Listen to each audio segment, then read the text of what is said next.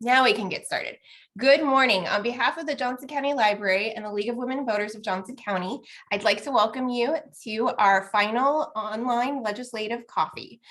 We invite every legislator with constituents in Johnson County to participate in these. And so we're very excited to see you this morning. And we're excited to see our legislators who have given up time on their Saturday morning to be here. So I really want to thank everyone. We believe that involvement in our democracy begins with involvement in local and state politics. So kudos to you for being here. You can view this coffee and previous coffees on the library's YouTube channel and on the League's YouTube channel. They post within a couple of days typically. So a couple of bits of housekeeping before we get started. We recommend that you view today's program in speaker view, which you can select in the upper right-hand corner. That will make it so that you're just seeing the legislators, the timekeeper, and myself on your screen. We have live closed captioning available that will post the instructions to view in the chat. All questions should be submitted via the form linked in the chat and sent to you via email. This will ensure that we see your questions. And also, if you could, please write your questions in the form of a question. That makes it a lot easier for us to know what you're asking and ask your question. And then if you're going to ask multiple questions, submit them one at a time. That also helps us sort them. If we're not able to get to your question this morning, or you'd like to follow up with any legislator that speaks today, we encourage you to do so. I sent that out in your email that with the Zoom link, and you can follow up with them that way. So we'll begin with 3 minutes from each legislator to discuss their committee work or anything else that they'd like to share. I will have each legislator begin by introducing themselves and identifying their district. Our timekeeper is here to help keep us on track, and we're going to post the timekeeping guidelines in the chat right now. All right, Representative Vaughn, you want to get us started? Sure, I would be happy to. Thank you, Ashley, and thank you to the Library and League of Women Voters for hosting us this morning. I love these events and look forward to hearing your questions later on. To kind of kick it off, I am Representative Lindsey Vaughn in House District 22. That's in Northern Overland Park, and my district runs from 75th to 95th Street and then from Metcalf to 69 Highway. And this is my first term as a legislator, so second session. And I serve on 3 committees. My morning committee is water, and I am fortunate to be the ranking on that committee. And so I'll talk a little bit more about our work on water. It's been really exciting the past year, and I love talking about it, so I'll get more into that. And then children and seniors and social services budget. Just to kind of do a high level for water, we as a committee have looked at ways to increase the protection and management of water in Kansas, and the solution that we came up with in bill form was looking at reorganization and consolidation of water agencies, identifying a sustainable and protected source of funding for water programs, and then also addressing some transparency and accountability issues with groundwater management districts, which are responsible for coming up with conservation and maintenance plans for our Ogallala Aquifer groundwater resources. So while that was the intent of the bill, it got gutted in the committee process. And so the bill that came out of committee was a sales tax carve-off, essentially carving off part of the sales tax to dedicate to water projects, which I can get more into if people are curious. I have mixed feelings about that. And then maintaining some of the accountability provisions. So that's an ongoing process. It hasn't come above the line yet on the House floor, so we may see further amendments or changes. And then the only other thing I wanted to highlight for social services budget, we've done a lot of good work this year because we've had a lot of funds to work with thanks to the responsible stewardship of our monies from the governor.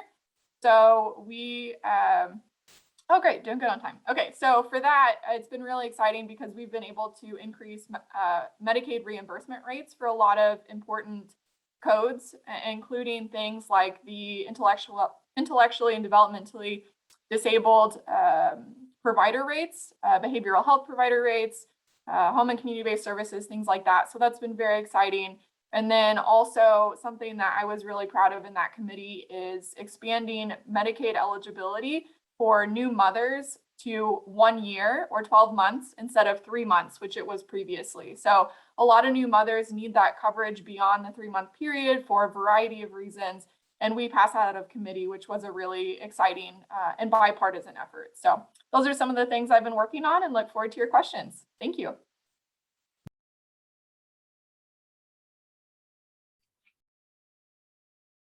Good morning, everyone. Give me just a second. I have a very excited dog that loves Zooms and loves hearing other people. She thinks that Representative Vaughn is at our house. Little help here, please. Thank you. Anyway, so Representative Stephanie Clayton, this is my 5th term and my 10th legislative session.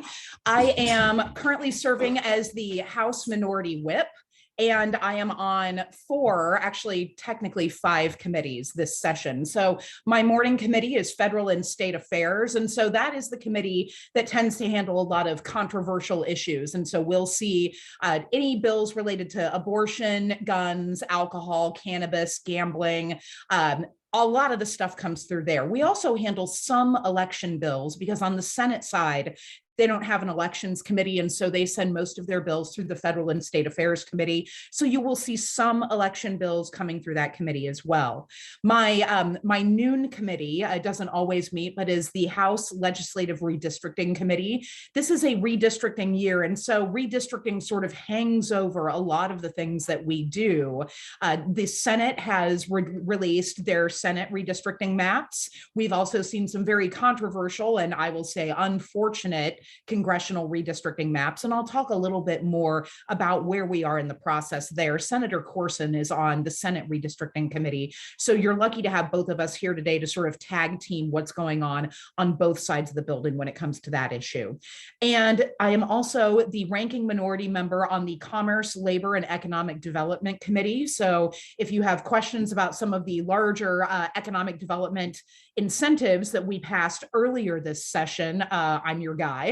And my afternoon committee is the Taxation Committee. And so I am fortunate enough to serve on that committee with Representative Woodard. He's been a wonderful asset to that committee. And so you'll, if you want to know all things tax, we're both here to kind of cover that for you together as well. Finally, the last committee that I serve on is the Rules Committee, which is, you know, it's definitely a very wonky, convoluted committee. But if any of you watch floor proceedings and you notice that we're pausing to consider whether an amendment is germane or not, or whether someone is in violation of the rules, it's a very small committee and there are 2 Democratic members. And so we will go back into the hallway and sort of convene and discuss and oftentimes argue the case as to why an amendment should or should not be debated. Lots of issues that are still on the forefront because we always tend to leave things to the last minute. So especially education, tax, sports wagering, and redistricting, all still on the table. And I look forward to talking with you all more about that this morning. Thank you for having me, and thank you for being tolerant of my very excited dog.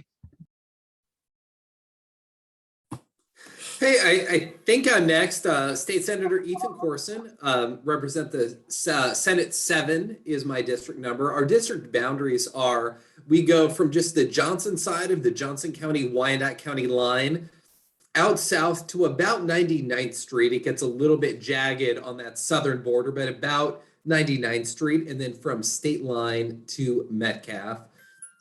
I serve on 6 different committees. I'm on the Senate Tax Committee, Judiciary, Utilities, Redistricting, Legislative Post-Audit, and Rules and Regulations. The last 2 of those are joint committees, so it's House and Senate members working together. For me, I really feel like the story of this legislative session is really so far been one of missed opportunities. When we were doing a lot of legislative previews with some of the same colleagues who I'm lucky to have joining with me today, we talked about things like possibly a bipartisan agreement to end the state portion of the food sales tax. It seemed like there was bipartisan interest in doing that. I was hopeful that the Senate would follow the lead of the House and pass a medicinal cannabis program, which the House showed, I think, tremendous leadership in working on a bipartisan basis last session to do that. So far, the Senate has utterly failed to do anything meaningful when it comes to medicinal cannabis. I similarly had hopes that we would be able to pass a sports wagering bill. We are yet to do that. I would say, speaking from the Senate side, most of what we've passed out are pretty small potatoes. We've really not done anything that I consider to be really big, really significant. I guess in some sense, I would say count your blessings, because there are a lot of bills floating around on the Senate side that I do not like. I'm glad that we've not yet seen some of the attacks on public education come to the Senate floor, although I anticipate that we still may see them. I'm glad that we've not yet seen some of the really hateful anti-transgender legislation come to the floor, although I suspect we still might. I'm glad that we've not yet seen some of these constitutional amendments come to the Senate floor, but I still think that we might. And I'm glad that we've not yet seen some of the worst of the voter suppression bills come to the Senate floor, although I still think that we might. So with that, I'll wrap up. Thank you so much to the Johnson County Library for having us. Thank you for letting us talk to constituents in this way. We appreciate all you do, and I will pass it on to the next person.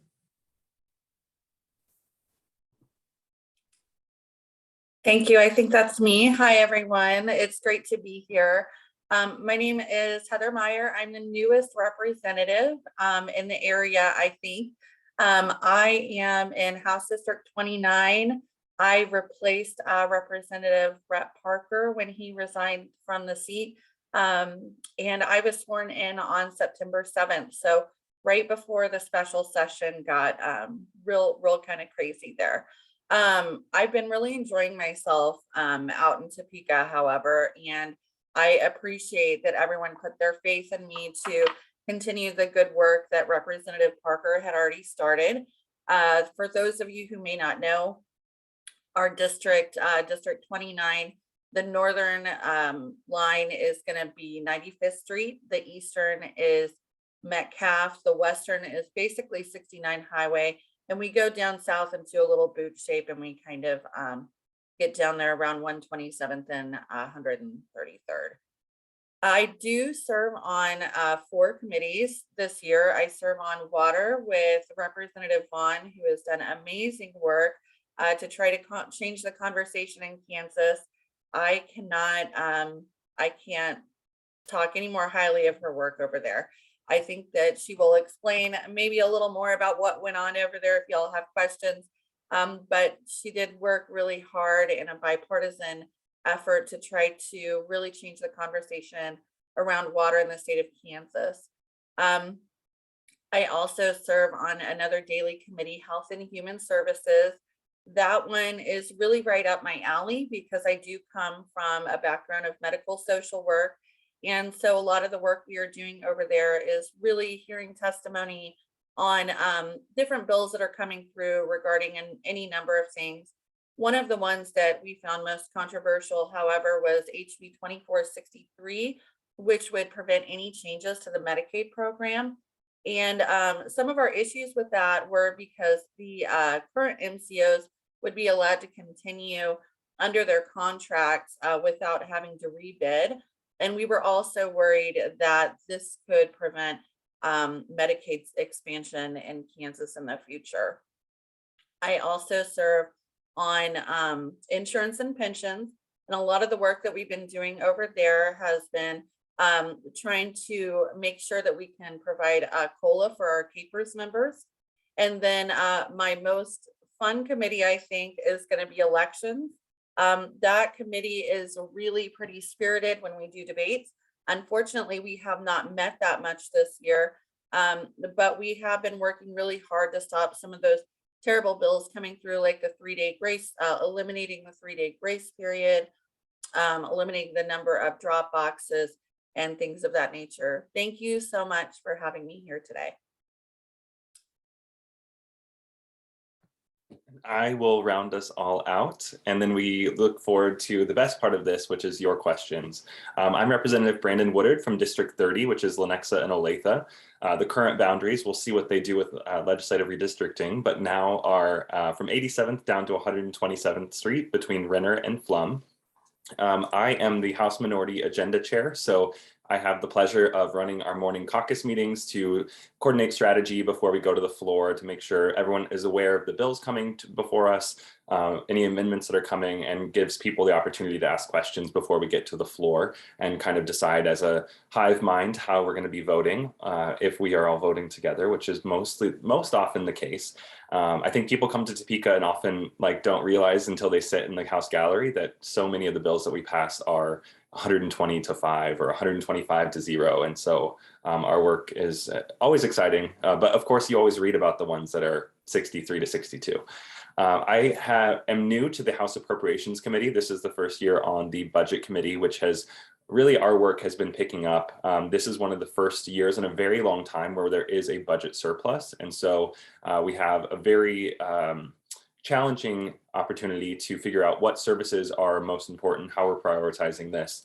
When the budget bill was introduced, the Republican chair of the House Appropriations Committee said this is one of the best budgets he has ever seen come from a governor's office. And so that was really encouraging. It pays off debt, invests in the future workforce, and really is going to transform the state of Kansas if we can keep many of the provisions in that budget. I'm also the ranking minority member on the Higher Education Budget Committee. Since being elected in 2018, we have made modest restoration of funding to our universities, and many of the major universities have kept tuition flat. This year's budget includes restoration and inflation adjustment, and also locks in a 2% increase from the state to keep tuition flat for a 4th year in a row, which is really exciting. I'm also on the House Taxation Committee, and then with Representative Clayton. So the week ahead is really exciting. We've got the mega budget bill that we're going to start working in appropriations. And so a lot of different parts and pieces going into that for what the mega bill will end up looking like. Representative Williams, the chair of K-12 budget, was successful, unfortunately, in stripping out the K-12 budget out of mega budget bill so that she can put garbage policy vouchers and things like that into a bill. And so we will see, it's kind of frustrating being on the Appropriations Committee, and that is the one budget that will not come before our committee. It will go to the full House. So we'll see if she can get 63 votes. Usually she can't. And then we will also be looking at sales tax on food this week in House taxation. So more to come on that. Happy to be here. Thanks so much to Joco Libraries for hosting us, and I look forward to your questions. All right, we already have a whole bunch of questions, so let's get started. Looking at the district map coming out of the Kansas Senate, how will you potentially be affected by redistricting? And then also, where can we access a copy of the Senate redistricting map? I'm gonna drop the link in the chat for everyone for the second question.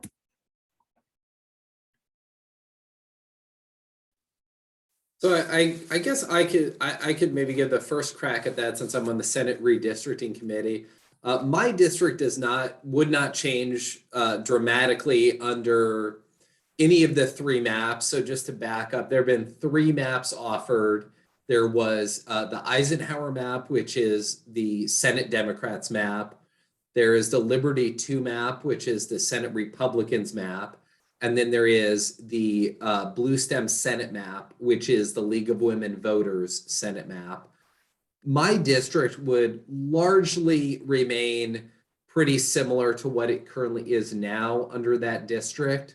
So I don't think I would personally be affected. I've not yet really dug into all of the details of that map. I think that there was a lot of packing when you look at the Republican map of Democratic voters into a small number of districts to really dilute the ability of Democrats to have their votes meaningfully counted in a lot of other districts where they presently are, because they're packed into these districts that a Democrat is likely to win overwhelmingly. I'm also worried that the Republican map really violates many of the redistricting guidelines that were adopted by the committee to give us a framework and a structure for going about our work. I think that the Senate Democrats map, we did a good job of both preserving the core of the existing Senate districts and in adhering to the guidelines. And of course, also incorporating the really helpful and important feedback that we heard when we went around the state. We did, Representative Clayton and I, we did a 14-stop listening tour as part of redistricting. We heard a lot of really good and valuable testimony on that issue of what Kansans wanted. And I believe that the Eisenhower map really is faithful to that input that we received.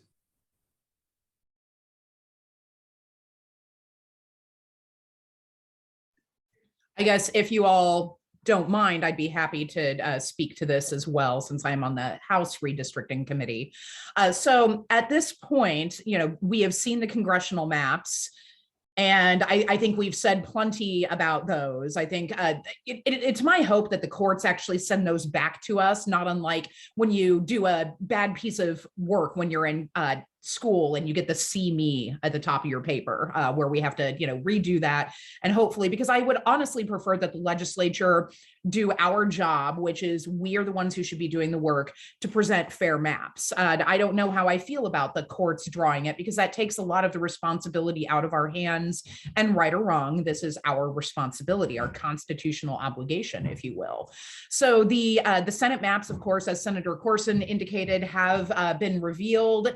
The House maps, we are hearing that we will hear those or have those introduced sometime this week, and we'll go over that. Now, I'm in charge of drawing the Johnson County portion of the Democratic map, and I'm not finished yet.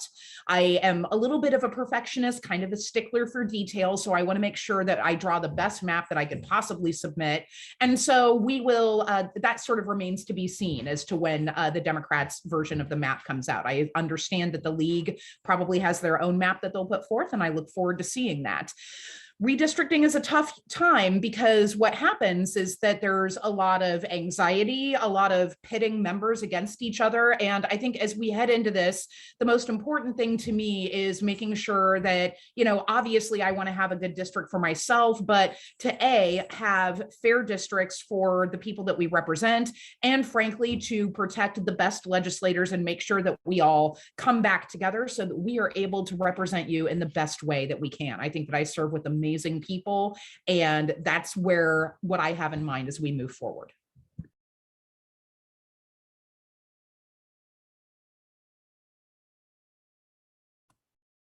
Okay, nobody else wants to go. I have another question for us. Given the recent shooting at Olathe East High School, as well as other recent shootings in our community, what is the Kansas legislature doing to help curb gun violence? And what can I do as a community member to address this? I'll jump in real quick. I'm the one on here that represents Olathe, and it was tragic what happened, and I'm so glad that everyone is okay. I think one of the first things that we have to do is repeal the bill that was passed last year, which lowered the concealed carry age from 21 down to 18. As we've seen, that has created a number of incidents that are unfortunate. Also, we have to figure out how to regulate these ghost guns that keep popping up. There was recently a death by suicide in Lenexa with a ghost gun. We're hearing that it was a ghost gun that was used in Olathe, and so we've got to regulate that. So keep pushing. Unfortunately, this is a House and Senate that the people of Kansas gave us that supports unregulated gun industry. And so I would say the biggest thing that you can do is make sure your legislator knows you care about this, but elections are coming up and elections have consequences. And the only way we're going to see change is to send more common sense guns legislation supporters to the House. We are going to deal with this Senate for another couple of years because they're not up until 2024. But every member of the House, all 125 of us, will be up for election this year. Make sure your legislators know that this is an issue important to you.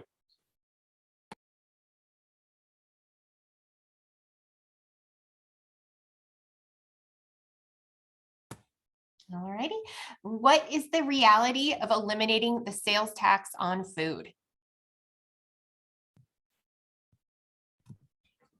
I think Representative Woodard or Senator Corson, you're on tax, aren't you? So I think any of us could speak to that. This is what I think might happen. It appears that the Republicans and other organizations who've sort of fallen into their realm, so to speak, want to, instead of immediately eliminating the state food sales tax. So you would still, if this passed, if the governor's plan passed, you would still pay some food sales tax because our local municipalities would still keep that on there. It's a really important revenue driver for them.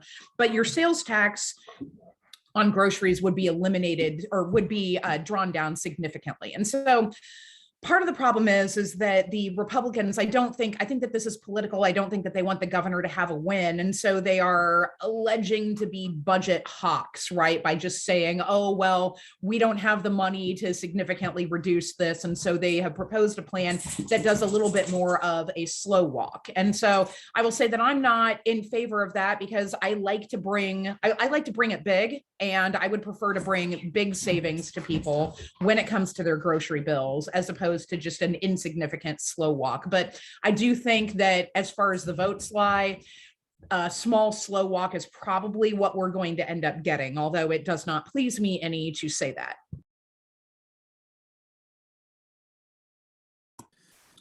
I guess I would give a Senate side perspective on that, very similar to what Representative Clayton laid out. I mean, I don't have a sense on the Senate side that there is a huge amount of urgency to get this done. I think Senate leadership would prefer that we just kind of draw this out. We end the session. We don't get this done. I don't think that they want to create a headline by affirmatively killing food sales tax because they know that it is bipartisan. It is overwhelmingly popular with the majority of Kansans.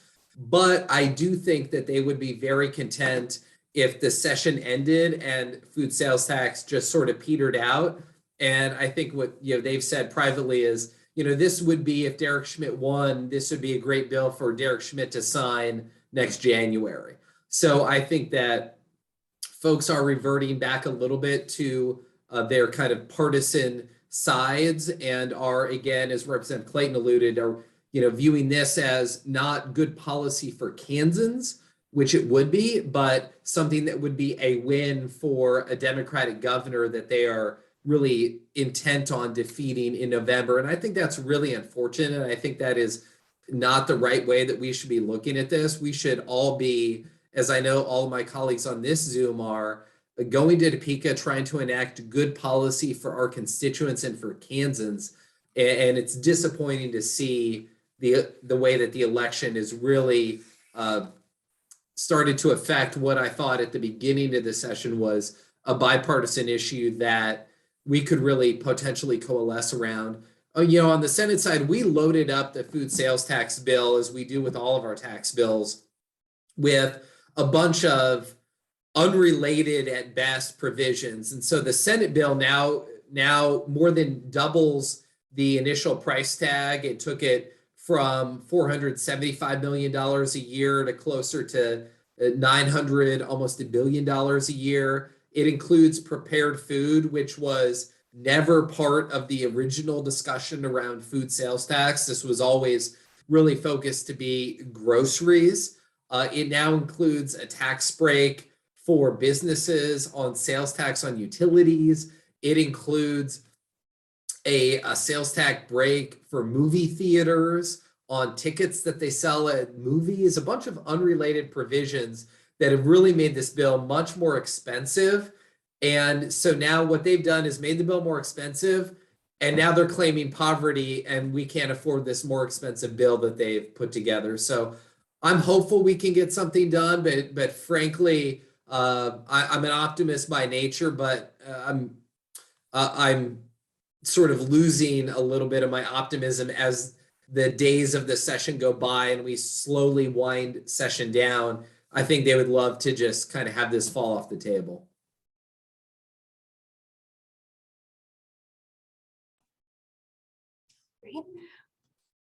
It often seems the legislature is reacting to manufactured drama coming from the pundits who have large media platforms. Is there any work being done in Topeka on real problems that are facing the state? both the immediate and the long term. I can speak to this one. I think water is a really good example of that. I think it was Representative Shu tweeted not that long ago, and Clay Wirestone from the Reflector kind of re-upped it in terms of water being both a short-term and a long-term issue that, quote, actually matters in terms of the future of the state of Kansas. And I definitely agree with that. I think we're facing some pretty serious issues in the coming future. You know, sometimes we hear about the aquifer and we think, oh, you know, that'll be an issue in 50 years or more. And there are parts of the aquifer that will be depleted at current rates of extraction in 10 years or 20 years. So this is a very foreseeable timeline and something that we really have to address if we want to continue to have groundwater as a resource for our agricultural industry in Western Kansas. And then on top of that, in our part of the state, our reservoirs are filling up with silt or sedimentation, and it's eliminating the public water supply capacity of reservoirs. And that's a huge issue for our municipalities as well. So there are huge water quantity concerns across the state. And so that's something that I have worked really closely with the chair on of that committee, especially, and also in part with the vice chair to come up with some solutions that we had hoped to address this session. And I alluded to some of those in my opening. But kind of the big issues that we've seen is around the management protection of water. So how do we think about water and where are decisions made about water in Kansas? So right now we have 16 state agencies across our entire government that deal with it, but there is no secretary or high-level position advocating for that at the highest level of our government. So that's why we've seen chronic underfunding of water issues in our budget. That's why we've seen a lack of awareness around this issue in general. And so I think that was part of our goal in recommending reorganization to create a Department of Water to consolidate these agencies and really ensure that they get the voice that they deserve, especially considering the essentially pending crisis that I feel like is approaching. So I think water is a big issue and something that actually matters. Unfortunately, the bill ended up getting gutted, and I don't want to speculate, but we are pretty certain that that was done through an amendment brought by the agricultural industry, not farmers, but high level, who did not like the proposals we were putting forth, which I think is very short-term focused. I think they're shooting themselves in the foot because it's so critical to the industry in the long run. So we've seen some struggles with that. And however, a bill did pass out of committee, so there's still time to make some changes and hopefully get some good legislation passed. So I know I spoke only about water, but I feel like that is an important issue this session. I'll jump into for higher ed real quickly, and my colleagues here will know that I'm like a broken record on this issue, but Kansas, according to the US Department of Labor, has 90,000 open jobs, and our entire Board of Regents system, so four-year universities, community colleges, and career and technical education programs are only going to graduate 42,000 people this year. And so we have a workforce shortage. Only about half of Kansas high school graduates are going to school beyond high school. So they're not even going into community college or career and technical programs. This budget includes restoration of funding to keep tuition flat, which will be huge for Kansas students. But it also fully funds community college formula for the first time in 12 years, if we're able to keep that in the budget. And so we are looking at how we can transform those. Things like the Promise Scholarship that allow Kansas students to go to any two-year program in any of the top 10 in-demand fields in Kansas, I think is going to help as well. And so we're looking at, we hear all the time that the Department of Commerce is bringing all these jobs to Kansas, which they are, and is very exciting. But we also have to invest in training the workforce that's going to work at those in those industries. And so it's very exciting to see truly the most higher education friendly budget proposed in the history of our state. And I hope that we can keep it all in the budget before we go home by the end of the session.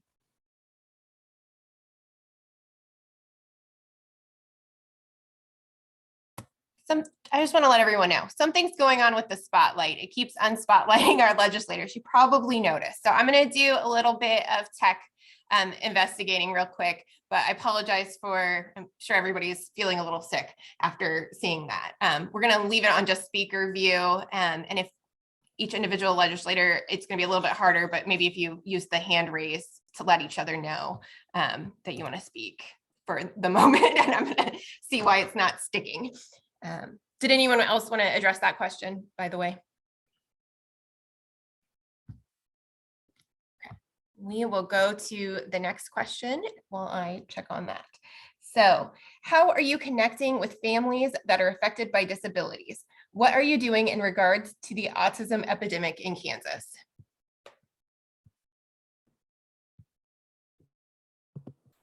I can kind of kick that off, maybe not necessarily specific to autism, but all intellectual and developmental disabilities and disabilities in Kansas, in particular as it relates to Medicaid and the way that organizations and programs that support that community are funded. And as we kind of have talked about, we have a wonderful budget surplus, and we're looking at how can we invest that in a meaningful way in Kansas. And so in Social Services Budget Committee, that's been an area that we've been really focused on, and that has had a lot of bipartisan support. So really looking at, again, increasing those reimbursement rates for Medicaid providers, which ensures that that more providers are available to offer those services to our community, to provide a better quality of care for individuals from across that community.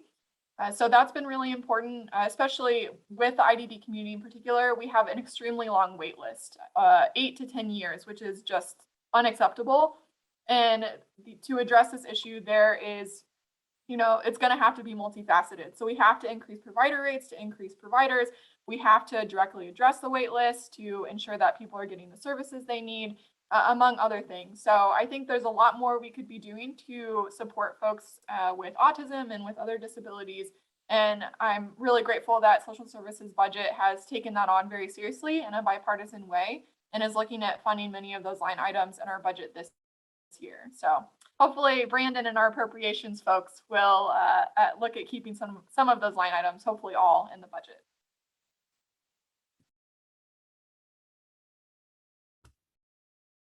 I think we're fixed.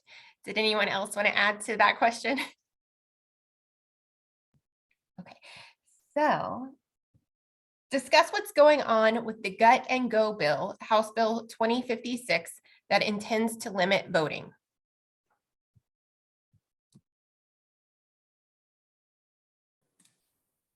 I think I can maybe start with that because I think that is, it has a House bill number, but it actually came out of the Senate Federal and State Affairs Committee. And so, this is a bill that I kind of mentioned earlier that hasn't yet hit the Senate floor. I'm hopeful it won't. It would not surprise me if it did, because some of the folks who decide which bills come to the Senate floor have a different agenda than mine. As may not come as a surprise, but really there are two main provisions of this bill that I think are particularly troubling. The first part is the provisions around drop boxes. So it would have the effect, if implemented, of reducing by 30% the number of ballot drop boxes that would be allowed to have across the state. I don't know about you. My wife and I voted by putting our ballots in a ballot drop box in both the November 2020 election. We liked it so much and thought it was so easy and convenient. We voted again that way in our 2021 local elections. I think this has been a real successful implementation to make voting easier and more accessible. Of course, we've had no problems with drop boxes.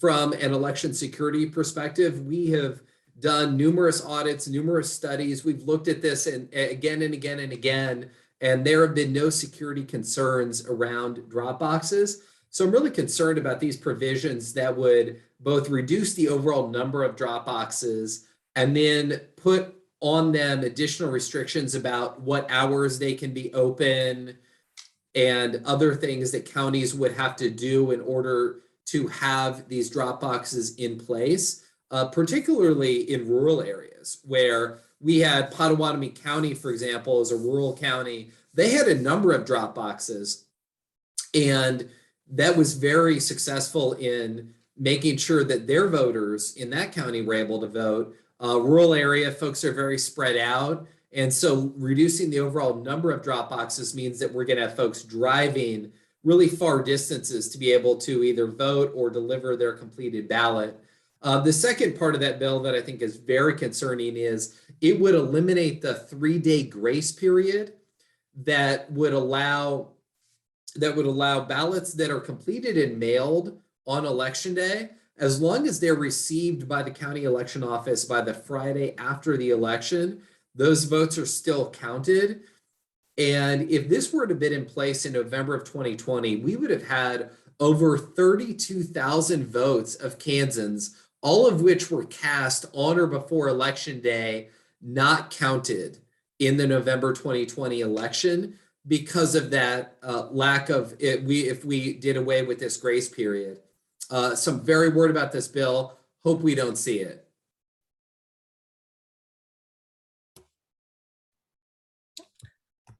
I can speak a little bit to this too, being on elections committee. So we have heard similar bills as well. The grace period bill, in fact, we killed in committee, but it sounds like there's another one coming from the Senate side. So we're a little bit worried about that. We did hear one about the drop boxes as well, but now there's one in the, State and Federal Affairs Committee. So I'm keeping an eye on that one for sure. And we're going to see what's going on with that. But, the Secretary of State gave us quite a few good presentations on election security in the state of Kansas and the benefit of drop boxes and the 3-day grace period. And, to me, it's interesting to really agree with Scott Schwab on a few items, but, the truth of the matter is that we do have secure elections in the state of Kansas, and these bills are just pushing to make it more difficult for people across the state, especially in rural areas, to vote. So we are doing our best over in elections to continue to stop these bills from passing out of committee and going to the floor, but we could always use your help and support in writing testimony and submitting that to us so that we can show that people in our areas do not support bills like that. So thank you.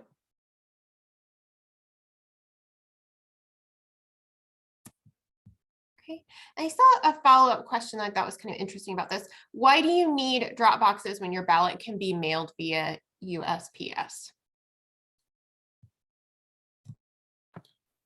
I'll jump in. Stamp, just like everything else, the price of stamps are going up. If someone can drive and drop it off and save a few bucks, if there's a family of 4 or 5, it does add up. It might seem like not much to some people, but it does cost to mail those things in. And so I know for me, the election office is in my district, so I always drive my ballot to the election office. Plus, I like to see how quickly they upload it to say that it's been received. I'll just jump in too and say that drop boxes are important. They were especially important during COVID when we had, some slowdowns in the speed of USPS deliveries. Sometimes life gets away from you and sometimes you forget that you've got that ballot and it might be too late to mail it in, right? So that drop box is another option. This is a rule that I've followed ever since getting elected. If you're trying to make it harder for people to vote, you're probably not one of the good guys. And so as someone who really wants to be one of the good guys, if we can make it easier to vote, that's the way that I'm going to conduct myself when it comes to election policy. And I think drop boxes help with that. I would just say real briefly that I think that there's understandably a lot of voters who are concerned about both the speed of mail, the reliability of mail. I mean, in 2020, I know that I had numerous constituents who came to me and they were just worried about mail being delayed, reliability mail. There was just, I think, somewhat of a justifiable fear of folks. And for many folks, they preferred just to know that they had physically put their ballot into a drop box. And I think we should do our best to meet people where they are. And if that is how a voter feels more comfortable in returning that ballot, I think that that should be an option available to voters, because I know both here, but also in rural Kansas, the mail continues to take longer and longer, as Representative Clayton pointed out, that be sure that your vote, even with the 3-day grace period, is going to arrive in time. Sometimes you need to mail that fairly far in advance, and many of us may not do that, and we may just feel more comfortable dropping it off in a ballot drop box. And given that we had no concerns and no problems with it, I don't see what the harm is in providing voters more options, encouraging participation, meeting them where they are. And if for some voters, if this is their preferred method of dropping off their ballot, we should let them continue to do that.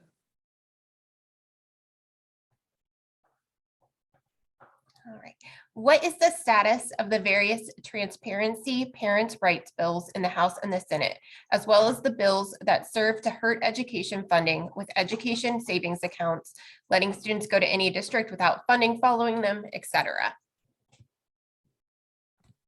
I'll kick us off, and then anyone that wants to pick up. Like I pointed out earlier, Representative Williams, the chair of K-12 budget, was successful, unfortunately, in House appropriations in stripping the budget for K-12 out and putting it into a House bill, which we can expect to be a Frankenstein 2.0 bill that will include and hold hostage fully funding our public schools, and it put those policy provisions in as well. For whatever reason, the leadership is caving to Representative Williams' obsession with tying policy together with the budget. We don't do that. No other budget does that. And so it's very frustrating to see a number of policy provisions. In fact, there was a policy provision put into one of the higher education budgets, and we overwhelmingly stripped it out in appropriations. And so for whatever reason, they're cowering to Representative Williams. So I think we're going to see a Frankenstein bill with all of those put together. Luckily, I think that when it comes to public education, that is where you see the coalition hold strong, with public education supporters, including some conservative Republicans, our moderate Republican friends, and the Democratic caucus standing together to oppose that.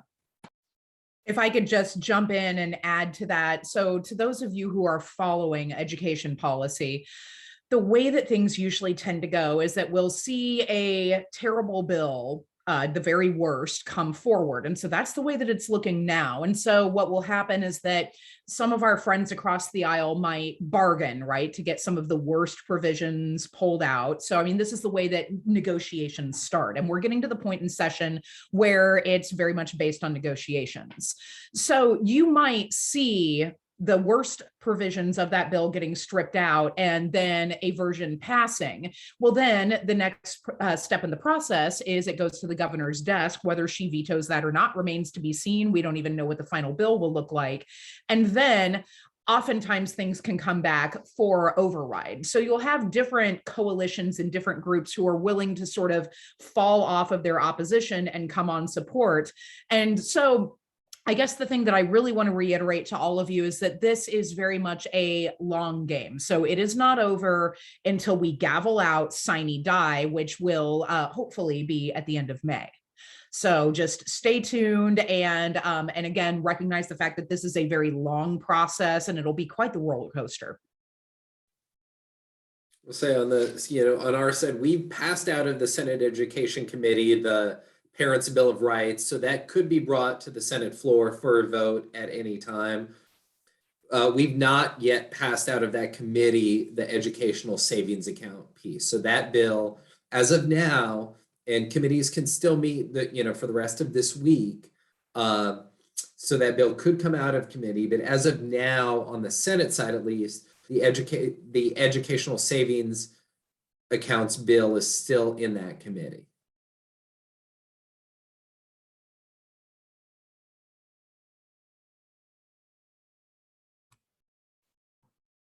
The state has some policies related to Medicaid that don't reflect current standards of practices. How do we go about updating those policies to reflect current practices?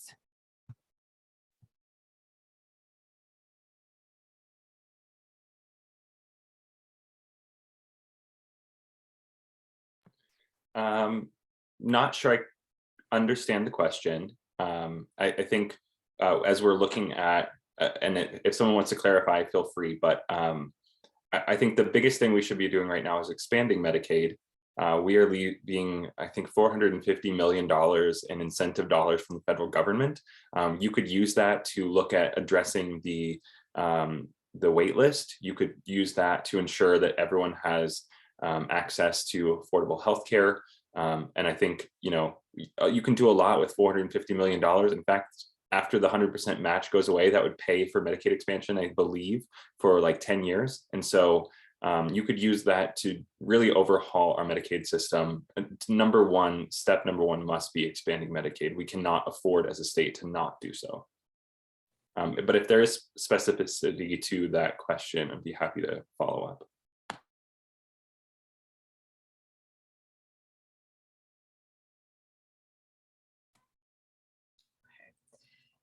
I'm concerned about reports of the teachers leaving the profession in droves, particularly as all 3 of my kids are in elementary school. What is the legislature doing to support teachers, and what can I do to make sure we still have strong public schools with well-supported teachers over the coming years?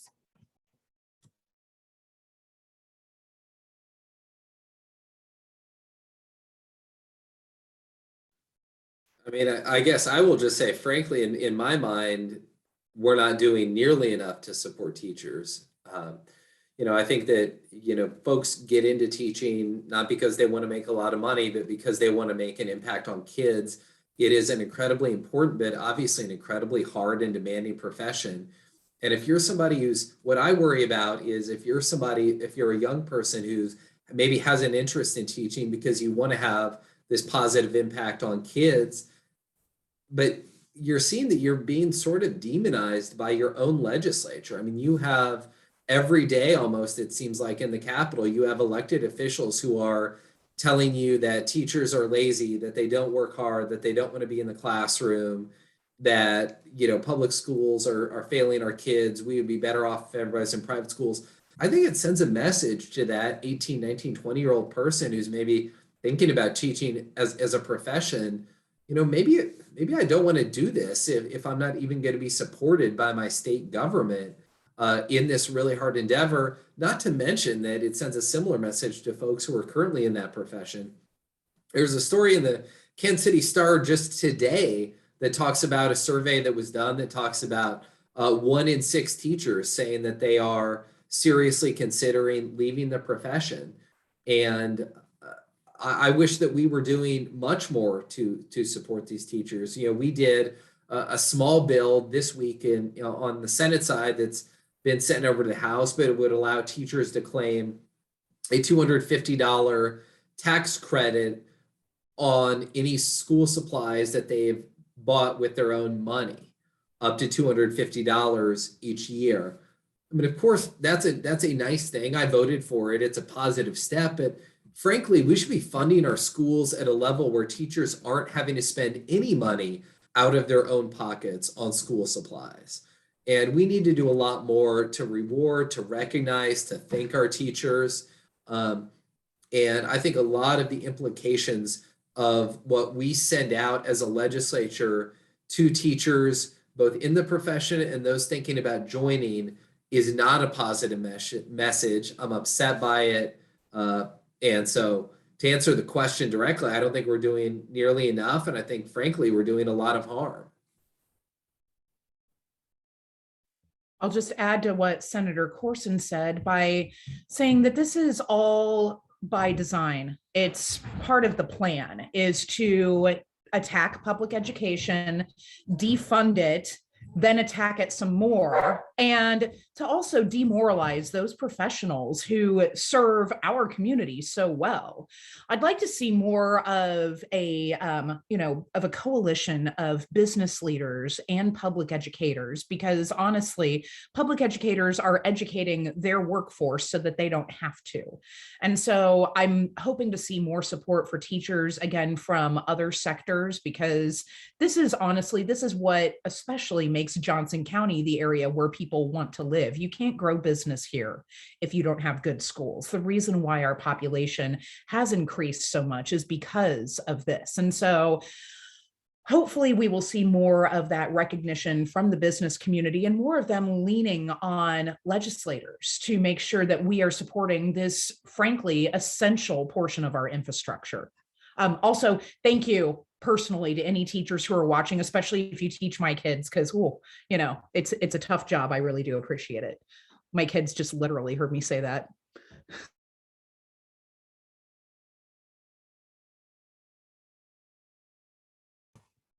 All right. I think we have time for one more question, and we're going to end with a citizen action question. What are some practical ways we can impact our legislators' voting record? Emails, calls, and personal interactions are not working. Bills are getting passed that hurt Kansans.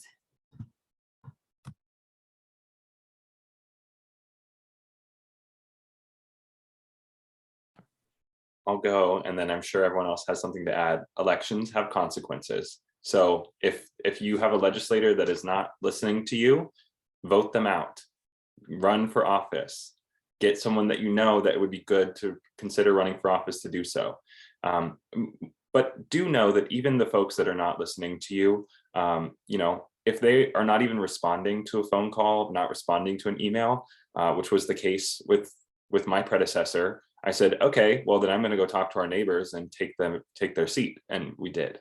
And so make sure that they know where you're coming from and why you care about the issue. Come to Topeka. But if that's not working and they're not even willing to have the conversation with you, then vote them out.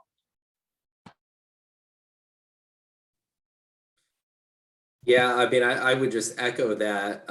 I mean, the advocacy work is incredibly important and much needed, but ultimately the most effective form of advocacy is electing somebody to the state Senate or to the state House of Representatives who is going to be a supporter of the issues that matter to you.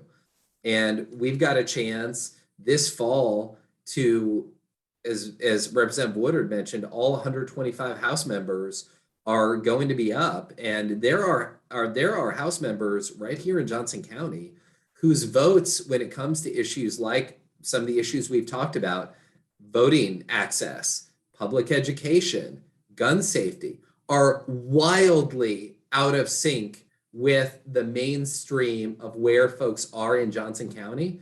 So if you're in one of those districts, you know, I would really focus on getting good candidates and electing people who are going to better represent your community's values.